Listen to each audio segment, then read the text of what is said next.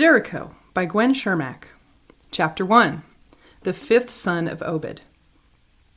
Dust swirled around sandaled feet. The two men continued to wrestle, ignoring the choking in their throats and grit scratching at their eyes. Both were determined to win this impromptu match, each for unique reasons. Even as an adult, Simeon longed to see the approval on his father's face. Nathan hoped to impress Rebekah's father. Simeon was taller by a handbreadth, but Nathan was stocky and strong. The two had wrestled many times before, and the score was nearly even. The men who had gathered around to watch cheered both of them loudly, regardless of which one had the upper hand. "Good move, Nathan," one man would shout, and then follow that immediately with, "Way to stop him, Simeon."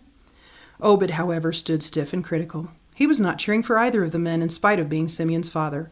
This was not surprising, as he was a harsh man who demanded much of his offspring. Shortly before Simeon was born, an angel visited Obed in a dream, announcing that this child, his fifth son, would be a man of great faith.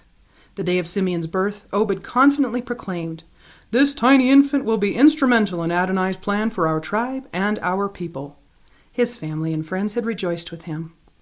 So far, Simeon had not lived up to his father's expectations. Aside from his appearance, tall, slender, and handsome, he seemed altogether average among the throngs of young men camped in the wilderness, waiting for Moses and Joshua to lead them into the land God had promised to Abraham and his descendants.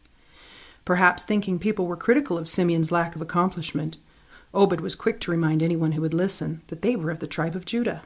His uncle Nahshon had the great honor of representing the people of Judah and was the first one to present an offering in the new tabernacle.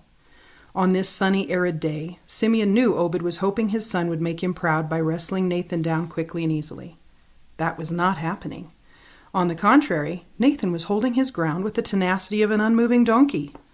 Simeon had just gotten a good hold on Nathan's wrist and was about to spin him around when the distant sound of trumpets was heard above the noise of the crowd of onlookers. Nathan and Simeon instantly relaxed their hold on each other. The men being entertained by the spontaneous wrestling match stiffened and looked about with surprise on their faces. Simeon wondered if somehow they had forgotten it was the Sabbath, but discarded that notion quickly. These were not ram horns shofars they heard, but the two silver trumpets. Who sounded the signal calling the congregation to the tent of meeting, and why would they do such a thing on this hot morning? Simeon wondered aloud. Nathan and Simeon stepped in line with the others and picked their way through hundreds of tents to the tabernacle, near where Moses was camped. Throughout the past 40 years in this wasteland, they gathered at the tent of meeting whenever the trumpets were blown to signal an assembly of the tribes. As they approached, excitement crackled in the air. Life in the wilderness didn't hold a tremendous amount of adventure for the Hebrews. Aside from the occasional wild animal that strayed too close to camp looking for a tasty morsel, the only thing that provided relief from the boredom was the daily combat training for every man of fighting age. Simeon loved learning to fight and enjoyed sparring with Nathan more than anyone else. Growing up with 4 older brothers, he had learned to defend himself early in life. He was much better at hand-to-hand combat than with a sword, a fact Nathan reminded him of regularly. Hopeful that he would soon get to put his skills into practice and wondering what thrilling news Moses had to announce, Simeon walked with a spring in his step and anticipation in his heart. Zidon leaned against the red silken pillow in the corner, his brooding eyes taking all of her in with one fluid glance. "When are you going to marry me?" he asked with a playful grin. "When the goddess Astarte comes to life and tells me to," she replied with an equally playful sparkle in her eye. She began to get dressed, her back to him. "Oh, come on, Rahab. Why are you so loyal to her? Astarte is just a bronze idol on a street corner. I am flesh and blood, and I love you," he admitted, leaning toward her. Quickly standing to her feet, Rahab walked toward the door. "Astarte is my god, and until she, or a god greater than her, tells me to stop my way of living, I'll go right on doing what I have always done." Her voice softened a bit. "If there was anyone I might consider changing my profession for, it would be you, Zidon. But I just don't love you like that. I'm sorry." Shaking his head, he tried to look hurt as he pretended to stab himself with an imaginary knife. "Ow, ow." She couldn't help but chuckle at his silliness. "I had hoped that you might have changed your mind since the last time I asked," he laughed. "But somehow I knew better than to get my hopes up." He stood and began putting his clothes on. "Can't blame a guy for trying. You're the most beautiful woman in Jericho. I'd actually think about giving up my commission for you." Rahab looked at him with a soft smile on her face. "Zidon, we both know that you love being a soldier more than you could ever love a woman. I'm too smart to get hooked up with you." "Hey, that almost hurt," he called back over his shoulder from the doorway. I'll see you next time I can get away for a while." Crossing the threshold into the bright daylight, he put on his helmet. "At least this time she didn't make fun of me for my helmet," he thought. "It's taller than the other soldiers because the king considers me more important than them. There's nothing funny about that." Grateful for that hour he got to spend with Rahab, Zidon turned the corner and headed back toward the palace. He slowed as he passed the idol of Astarte. It wasn't much taller than a cubit. She was standing nude with only a pearl necklace, a lily, and a serpent for adornments. How unfeminine for her to be holding a serpent, he thought. The lily, I understand, all women enjoy flowers, but a serpent? He then noticed her horned hat for the first time. It was very tall and lofty appearing. He liked the way it looked, and it made him somehow feel closer to her. His helmet was not nearly as disproportionately tall as her hat, and Rahab never made fun of her. Maybe she just teases me out of affection, he thought as he smiled. Well, if she believes so strongly in Astarte, it can't hurt for me to say a prayer to her also. He bowed slightly and quietly said, "O great goddess Astarte, please soften Rahab's heart toward me. Please appear to Rahab, tell her to marry me, and I will call you my god too." His brief prayer gave him hope, and he whistled an upbeat tune as he rounded the corner and headed toward the palace. "I'll ask her again next week," he decided happily. While walking toward the tent of meeting off to one side, Simeon could hear a young mother talking to her small daughter. "We are going to see Moses. Do you remember who he is?" He slowed down to listen, curious about how the little girl would respond. "Moses is the one who brought the law down from Sinai," she said with wonder on her tiny face. Her mother responded, "Yes, and he's preparing us to enter Canaan, the land Adonai promised to Abraham." The teeming crowd then swallowed them up, just as the mother was explaining how the land is full of wicked people such as the Amorites, Hittites, and Perizzites. Simeon was disappointed to not hear the best part of the story. He always got a charge when he heard how the children of Israel were going to dispossess the evil people of their land. He couldn't wait for that part of their destiny, and he hoped it would come to pass before the new moon. Eventually, the people settled in around the tent of meeting. They stood anxiously waiting for their leader to emerge from his tent. Over the years, as the crowd glimpsed Moses' face, they hushed in awe. Today was no exception as expectant silence washed across the assembly. Perhaps this would be the day God would have them move into Canaan, defeat the pagans, and inherit the land. Anticipation was palpable as Nathan's eyes briefly met Simeon's in an excited glance.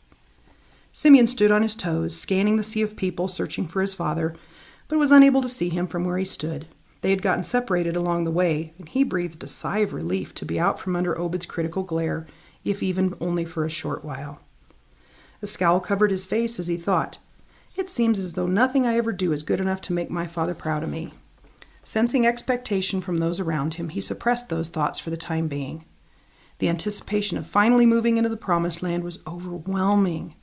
He attempted to keep his mind on what was at hand, but the prospect of tasting foods he had only been told about and seeing vines that actually grow fruit, which were now merely figments of his imagination, made it difficult for him to concentrate. His mind was overflowing with visions of what Canaan would look like and how it would taste, smell, and feel. Every morning he would think, today could be the day. He would prepare himself to hear the silver trumpets summoning the tribes to the tent of meeting for the big declaration. Every night he'd go to bed thinking, tomorrow could be the day. This morning, the trumpets were actually blown. The tribes were all assembled. It was so exciting. Simeon was grateful to be taller than most men, especially today. He had a nearly unobstructed view of Moses and Joshua as they emerged from the tent. They both appeared extremely serious. Moses looked as though he had a death to announce. This was not what Simeon had hoped to see. Apparently this meeting wouldn't be the announcement of a timeline and battle plan for their entrance into Canaan. He fought back disappointment. Moses' voice cut through the silence of over 1 million eager listeners.